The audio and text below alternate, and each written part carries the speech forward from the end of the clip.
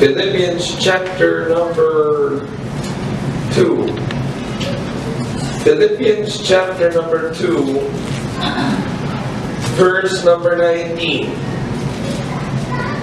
If you're there, say amen. Amen. Ready, go. But I trust in the Lord Jesus to send Timothy shortly, that I also may be of good comfort when I know your state. For I have no man like-minded who will naturally care for your state. For all seek their own, not the things which are Jesus Christ. But you know the proof of him, that as a son with a father, he had served with me in the gospel. Him therefore I hope to send presently, so soon as I shall see how it will go with me. But I trust in the Lord that I also myself shall come shortly. Yet I suppose it necessary to send you Epaphroditus, my brother and companion in labor, And fellow soldier, but your messenger, he that ministered my wants. For we love after you all. and was full of heaviness, because that he had heard that he had been sick. For indeed he was sick nigh unto death, but God had mercy on him, and not on him only, but on me also, lest I should have sorrow upon sorrow.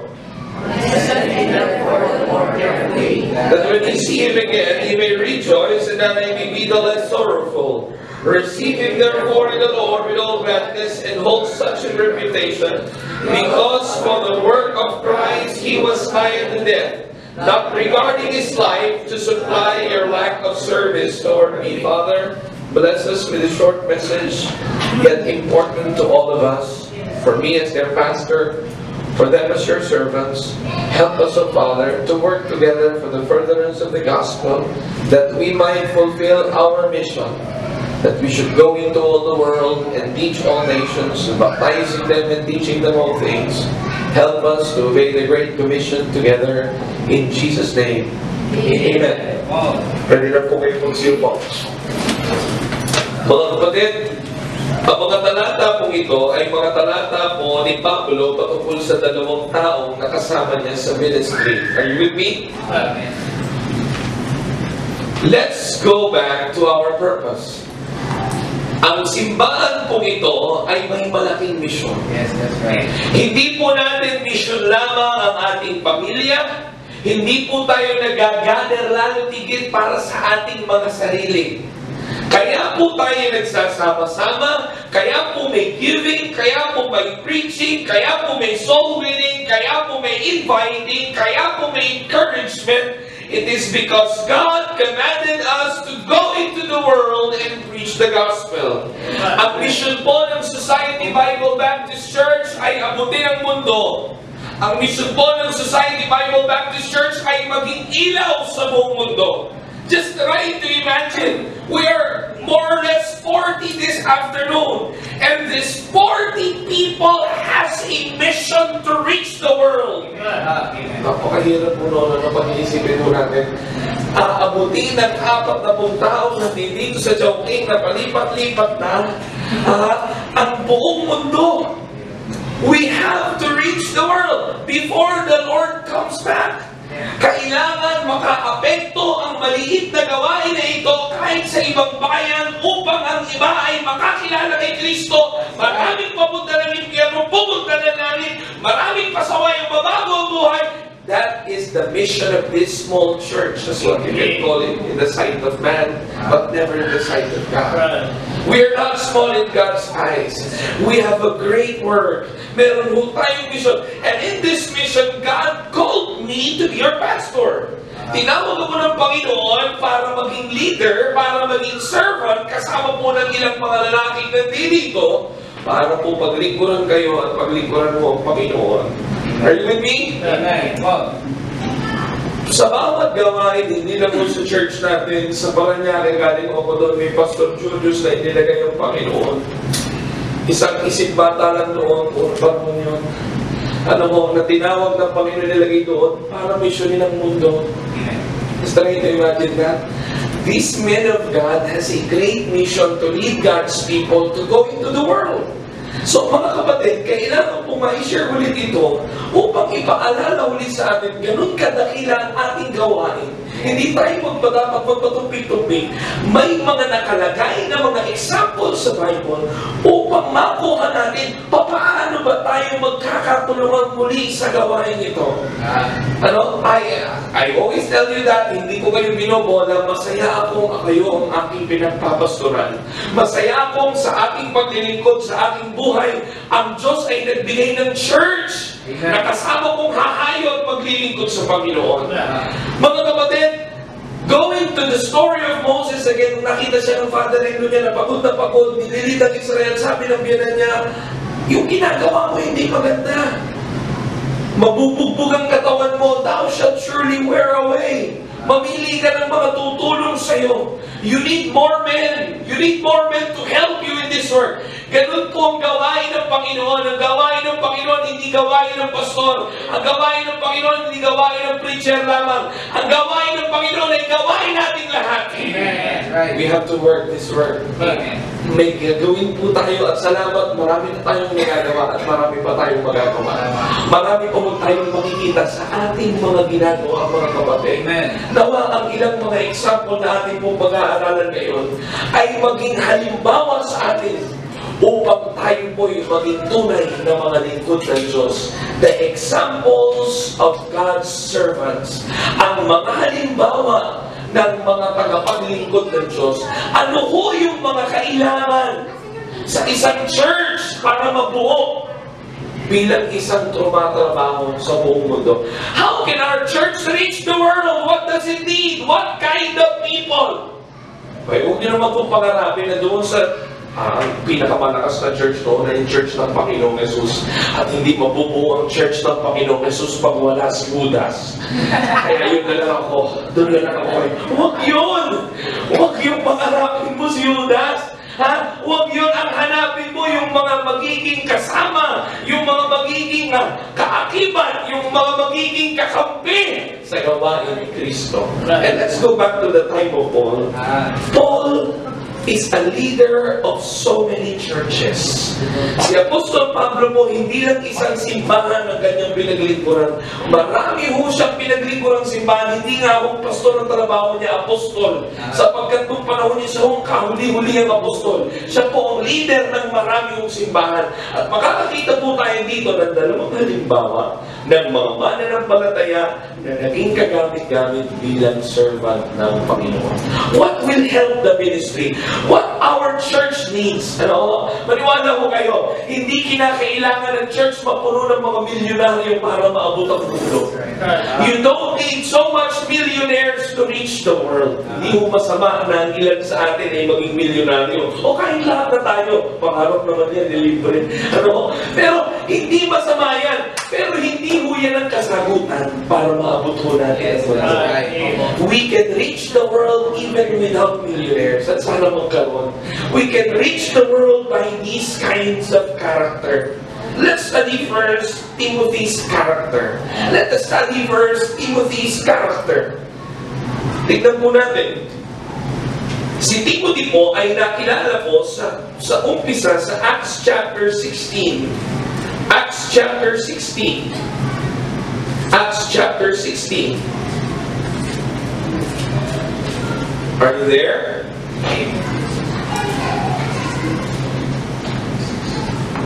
Ready? Go. Then came he to Derbe and Lystra, and behold, a certain disciple was there, named Timotheus, the son of a certain woman, which was a Jewess, and believed, but his father was a Greek. Tingnan po natin sa Acts 20 verse 4. Acts 20 verse 4. Are you ready? Amen. And there accompanied him into Asia, Sopater, Berea, and of the Thessalonians Aristarchus, and Secundus, and Gaius of Derbe, and Timotheus, and of Asia, Tychicus, and Trophimus. So si Timothy ho, para alam na muna tayo, si Timothy, kaya siguro naging magaling yung bata pa yan, nasa church na. Si Timothy, kaya naging blessing yan sa church, naging blessing yan kay Apostle Paul, kasi well-trained yan sa ministry. Hindi ho, nakita nyo ho, ang nanay niya ho nananampalataya. Pero yung tatay niya ho, hindi ho Kristiyano. Griego na hindi naniniwala. Okay, just try to imagine, this great man who accompanied Paul was an ordinary man. Are you with me? Baka ho kasi isipin natin kasi naman ho ako, pastor, hindi naman ako nag-Bible school. Ako ho, baka hindi ako makatulong sa church. No, an ordinary Christian can become a great help in the church. Amen. Hindi kinakailangan maganda kung makakapag-Bible school ka. Meron po tayong libreng Bible school po in Webes. Sa bahay po nila Preacher JP. Friday. Every Friday, 7 p.m., we have a free Bible school there. You can go there. Alas 7. But you don't need a degree of theology to become a help in the church. You don't need that. You just need to be like Timothy. And how, Pastor? Ano bang klase ng mananampalataya si Timothy? Now, let's go to our text. Philippians chapter 2, verse 19. I want to be a part of this ministry of preaching the world. I want to become a help to my pastor. I want to become a help to my church. I want to become a blessing in this great work and mission. Philippians chapter 2, verse 19. Ready to go. But I trust in the Lord Jesus to send Timothy shortly to you, that I also may be of good comfort when I know your state. Timothy was a comforting Christian. Si Timoteo mo ay comforting. He was a comfort to the Apostle Paul. What he does gives comfort to the preacher. Ano mo? Makapagbigay ka ng comfort. Ano ba yung comfort? Yung mahirap na trabaho, gagaan kasi tumulong ka sa trabaho. Did you get it? Ginhawa. Nagbibigay ka ng ginhawa, hayahay, hindi naman mo. Ang ibig lang mo sabihin ito, the church needs people who are like Timothy that gives comfort to everyone. Amen. Nagiging comforting ka. Ano? How can you give comfort? You can give comfort by words. You can give comfort by prayer. It is an attitude of a child of God. It is more than just an act, it is an attitude. Higit po ito sa isang ginawa mo lamang, ito'y pag-uugali. Na ikaw yung mananampalataya, na kesa mahirapan pang kapatiran, kesa mahirapan pang pastor mo, kikilos ka upang gumaan ang trabaho. Amen? I want to be a comforting Christian. I want to be a comfort to my preacher. I want to be a comfort to my church. I want to be a part of the burden. And a part of the burden bearer. Be a part of the burden. Next, Timothy is a comforting Christian. Verse 20 to 21. Ready? Go. For I have no man like-minded who will naturally, you see that? Who will naturally care for your state. The churches needs Timothy people. People that will naturally, alam niyo naturally, hindi mo na kailangan sabihan. Kagaya ni Apostol Pablo, he cares for God's people.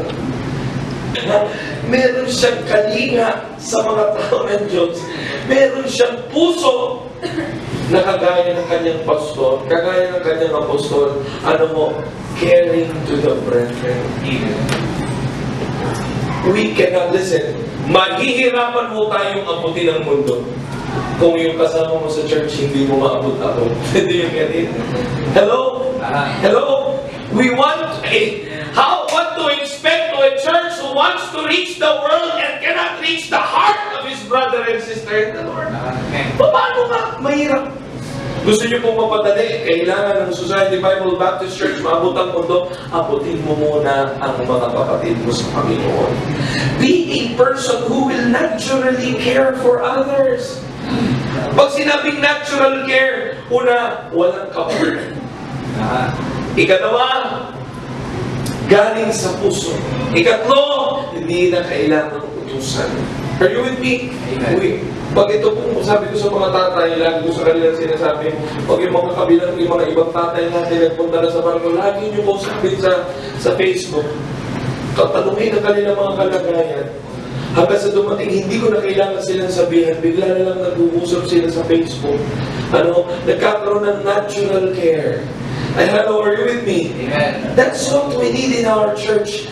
People that would care for His brethren. Kasi hindi po natin maaabot ang mundo kung yung bisita hindi natin maabot-abot.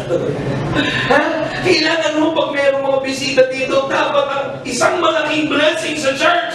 Yung mga member na kahit hindi mo kilala yung bisita. Thank you po, balik po kayo sa church namin. Sana po makabalik po kayo. Amen? Alam mo, you will touch the heart of the people. Be a caring one. Care for souls. Care for people. Care for your brother. Care for your sister. Naturally. Amen. Binata, naturally. Ibig sabihin naturally, walang kapalit. Wala akong sacrifice sa'yo. Baka may kapalit dyan. Mag-ingat ka dyan. Hindi, totoo. You will do it without anything in return. That's care. That's care. We can reach the world if we can reach one another's heart. Amen? Hello? Amen. Timothy was a caring man. He cares for the brethren. Verse 22. Philippians 3 verse 22. Oh, what a blessing. If we can see people who are like me, comforting, caring, verse 22. Child-hearted. Child-hearted. Hindi childish siya. Okay ba yung childish at child-hearted? Pag childish, isip bata. Are you ready? Verse 22. Ready, go. But you know the proof of him, that is the son with the father, he has served with me in the gospel. Para siyang isang anak sa tatay. Sa church po, hindi niyo po po tatay na spiritual. Si Lord po ang tatay natin. He is our heavenly Father. Pero yung relasyon po natin sa church, para niyo ang tatay. At ganun din po si Timoteo. He has a child's heart. Ang puso niya po patungo sa kanyang leader ay parang isang anak na handang mapagalitan. Iba po yung child-hearted at childish. Ano yan? Magkontrahan. Pag child-hearted, pag napagalitan, handang tanggapin. Pag na-rebuke, handang tamaan at manalangin at magtuwid sa Panginoon. Pag childish, ang bilis mo offend. Hindi mo mapagalitan dahil di na mag-church. Ha? Hindi. Listen ha, ang pastor mo sa church ay malilimutin. Ha? Kaya minsan, ulit, mag-special number ka ha. Pagkatapos, mga 2 weeks na, hindi ka pa natatawag, baka nalimutan lang. Sabi, mag-special number mo. Ano naman naman ang boses ko. Mag-ingat mo kayo, malilimutin ko. Pati nga minsan, may nahihiraman ako, minsan sila Preacher David. Ikaw nga muna bumili ng bibili, babayaran mo na mamaya, hindi mo na nababayaran. Nalilimutan ko. So sometimes I forget. So wag kong childish, child-hearted. Ang ibig sabihin ng child-hearted, submissive heart. Handang tumanggap ng rebuke, handang tumanggap ng parangaral, handang tumanggap ng payo, sapagkat ang gawain po na ito, maaabot po natin ang mundo pag nagkakaisa po tayo. Ayon po sa salita ng Diyos. Amen po ba? A child-hearted. He was trusted by the Apostle Paul. Paul can count on him. Let you be a Timothy in the church. Comforting, caring, and child-hearted. Now let's go to the next, Epaphroditus. His name means lovely. His name means lovely. Philippians chapter number 2. Philippians chapter number 2, verse 25. If you're there, say amen. Amen. Ready, go. Yet I suppose it necessary to send to you Epaphroditus, my brother and companion in labor. Companion in labor. Ang ibig sabihin, kasamang tumatrabaho sa gawain. This church needs companions in labor. That means it is not just the pastor, it is not just Preacher JP, it is not just Preacher James that would reach the souls of men. Mga kapatid, if we want this church to be strong, and if you want to be a help, be a fellow laborer of the gospel. Be a fellow laborer to your work. Usap kami ni Brother Michael kanina, kasama ko siya doon sa isang church. Sabi ko, sunduin kita dyan ka naman church, samahan mo na lang ako para makapag-preach ako doon, makapakinig ka. Opo, Pastor. Sabi niya, Pastor, naroon na siya sumakay ulit ang barko. Sabi ko, maganda yan. Magdadala mo ulit ang trucks. Sabi niya, saan pa tayo makakakuha ng trucks? Amen! Kahit sa barko, dapat may nagbibigay ng trucks. Kahit sa schools, kahit sa trabaho, may nagbibigay ng trust, may nagtuturo ng ebanghelyo. Hindi ko na matuturuan yung mga nasa katrabaho nyo. Hindi ko na matuturuan yung mga nasa ka-classmate nyo. And what will help us a lot is when you work together with us. Amen. It is when you work together with us that wherever you go, you have a heart that you will always be a companion. I am a companion of the preacher. May trucks dapat kayo. May trucks pa ba tayo? Humihipang rin po kayo ng trucks kay JP. Huwag po kayong mapapagod. Parang walang nangyayari, pero merong mangyayari, mga kapatid. Hindi lang trucks. Kasi sa pagbibigay mo ng trucks, pwede mo naman sabi, pwede ko bang i-share sa iyo yan? Amen? Pwede ko bang i-share sa'yo? There is a burden in your heart that you are a companion of labor. Hindi dapat sila lang ang magtatrabaho. Dapat ako din magtuturo ng kaligtasan. Amen? Amen. Number 2, hindi lang companion.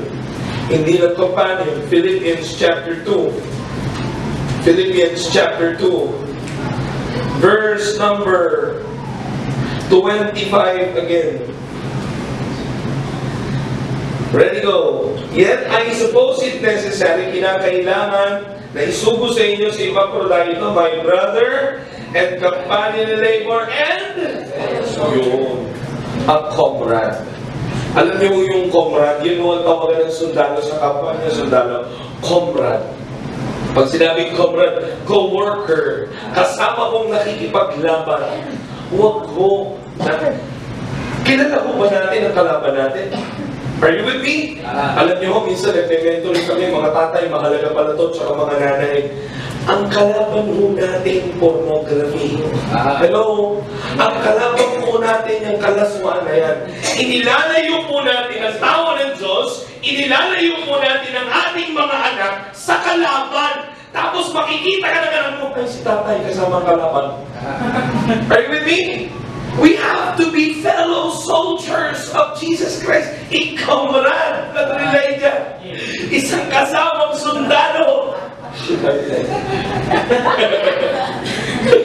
Ay, sabi yan. Comrade.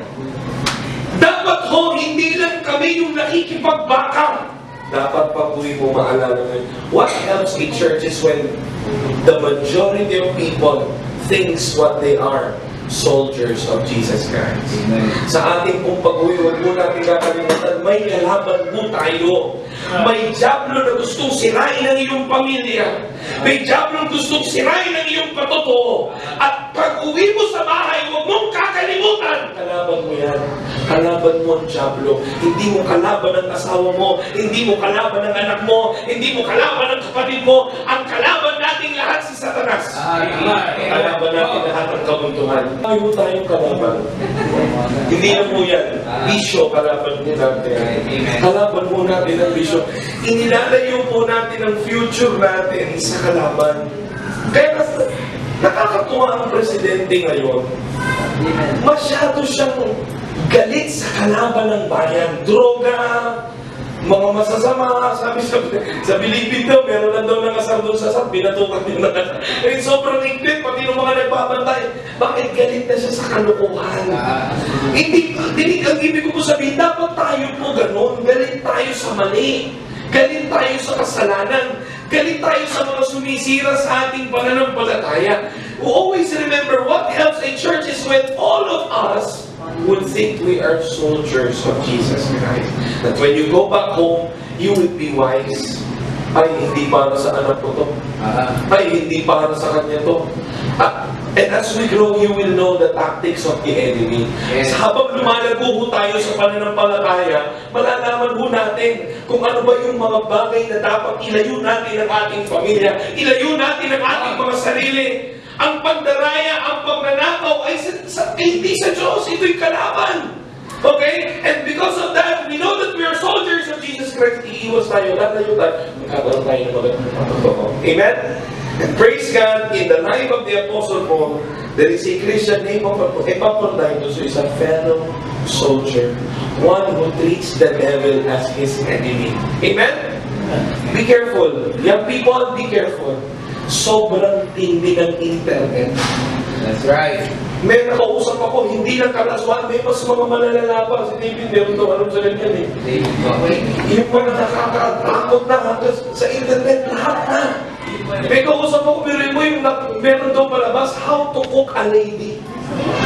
Sa Disney talaga, how to cook a lady. Yung mga milyonaryo walang ibang pleasure sa kamatayan ng iba. May babae, may video, lulutuin daw. Sa demonyo na yun, di ba? Sa palabas lang natin nakikita yun. Yung mga palabas na ano.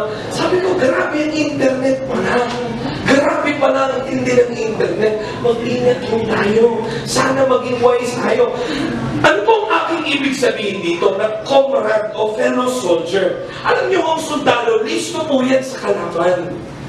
At ang marami yung simbahan ngayon, kinakain ng kamunduhan ng bawat isa. Sapagkat hindi nila alam na sila yung mga sundalong dapat lumaban sa kamunduhan. Are you with me? Amen. So always remember that hindi naman yung para ng balikan sa demonyo. Nakita sa demonyo. Hindi, be wise lang. Maging wise ka na, kaya ako anak ng Diyos, hindi para sa akin ito. Hindi okay sa akin ito. Hindi tama sa akin ito. Lord, tulungan mo akong lumaban. Lord, tulungan mo akong manindigan sa tama. Are you with me? That's what we need to reach the world. Fellow soldiers, comrades in the faith. Next. Philippians chapter 2. Philippians chapter 2. Verse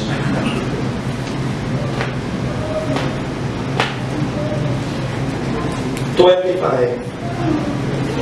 Verse 25. Ready? Go.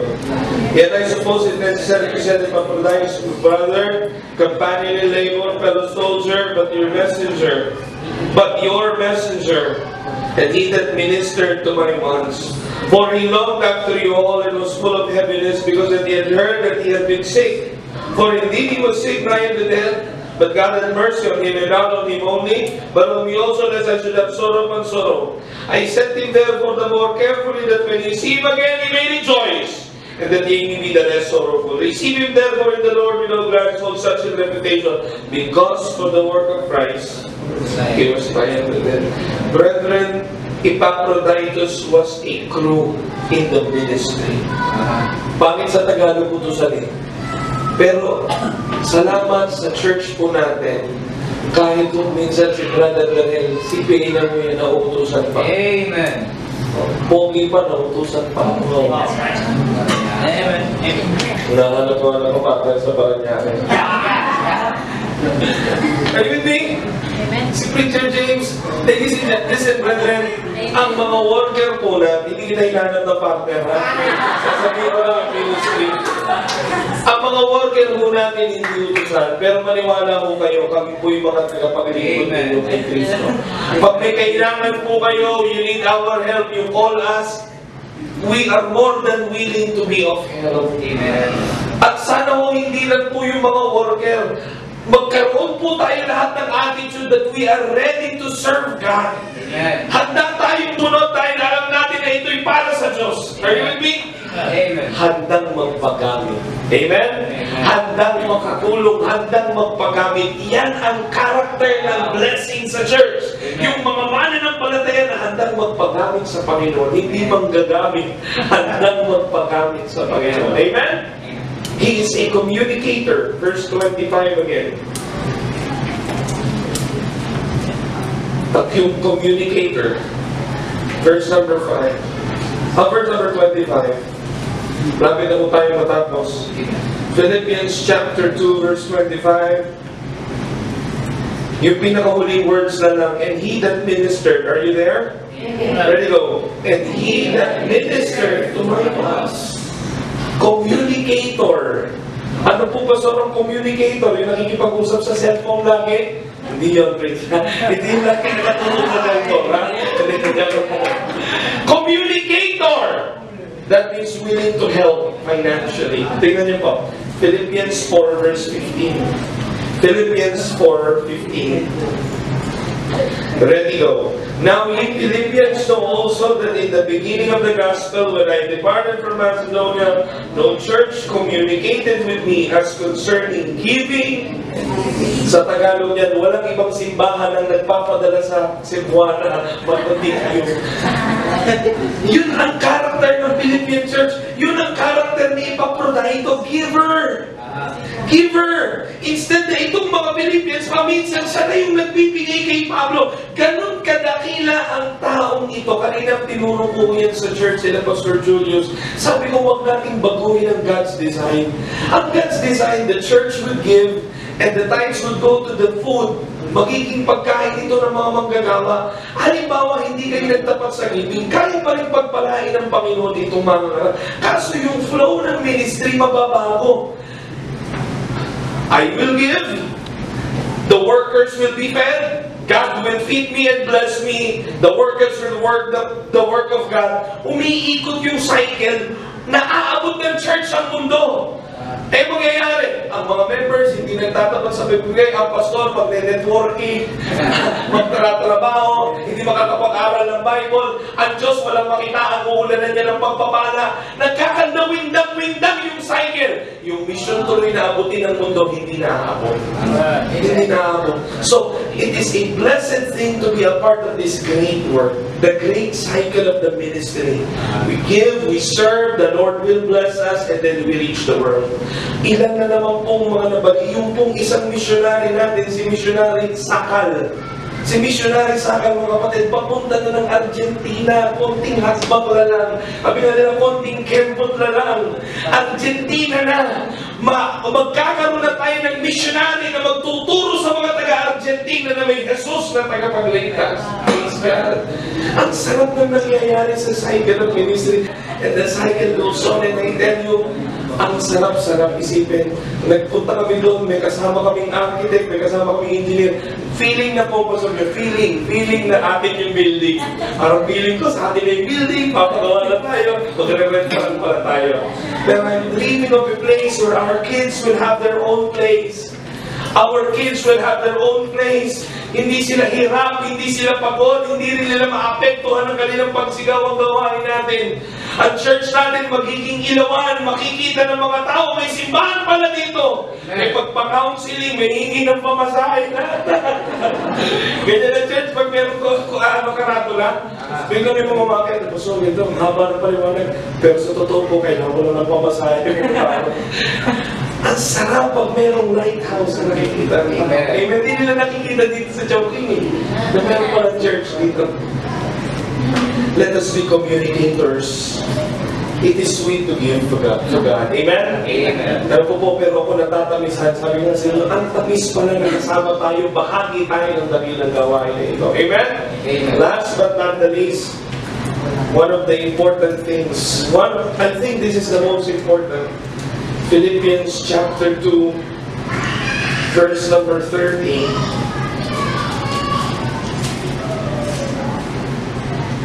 Ready, read.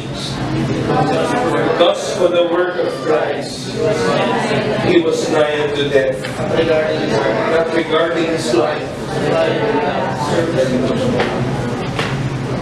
This is a treasure. Ito mo yung kayamanan ng bawat gawain. Mga mananampalatayang napakataas ng tingin sa gawain ng Diyos. A Christ-like servant.